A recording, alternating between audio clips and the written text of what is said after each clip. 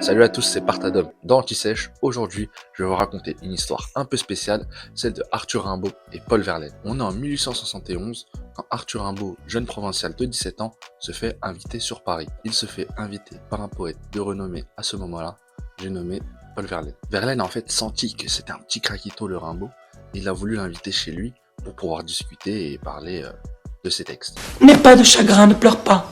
Je fais un mauvais rêve. Un jour je reviendrai, je t'aime, Paul.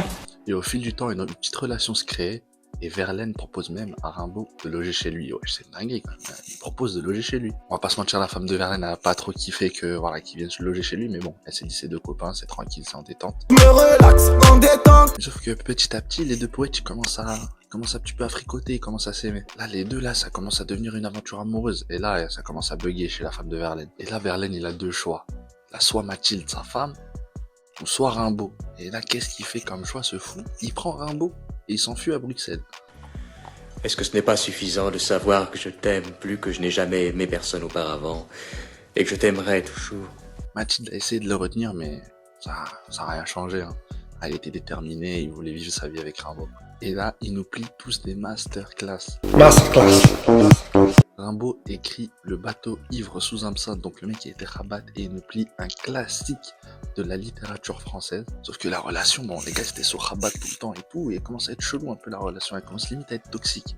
Donc là, il commence à se taper et tout, et là, il se kiffe plus trop. Verlaine, il commence à culpabiliser un petit peu, il se dit, ah frère, en fait, c'était bien chez Mathilde, on était bien.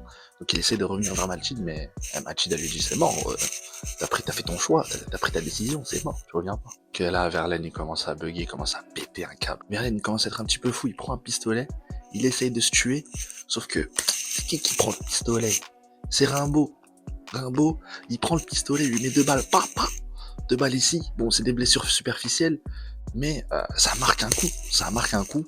Ah, les relations entre les deux, c'est mort, c'est KO. Verlaine va finir 2 ans en prison pour homosexualité et parce qu'il tabassait sa femme en fait. Donc du coup, il a pris 2 ans de prison. Bon, ils auront quand même pondu des petites masterclass quand même, on va pas se mentir, c'est des grands auteurs de la littérature française. Donc les gars, si vous avez kiffé, n'hésitez pas à liker, à vous abonner et de nous suivre sur tous nos réseaux. Et on se dit à bientôt.